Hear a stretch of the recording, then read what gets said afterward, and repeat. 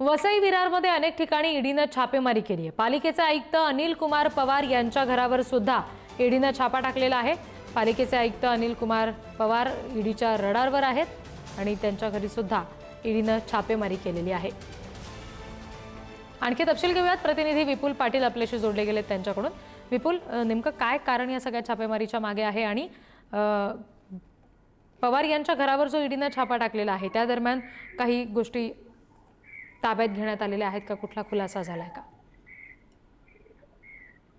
रिद्धी, नक्कीच मागील काही महिन्यांपासून वसई विरारमध्ये ईडीची छापेमारी सुरू आहे। त्यामध्ये देखील वसई विरार महापालिकेचे अनिल कुमार यांच्या घरीही रेड पडण्याची जी बातमी आहे ती या ठिकाणी पसरत होती, परंतु आज सकाळी अनिल कुमार पवार यांच्या घरी छापा पडलेला आहे।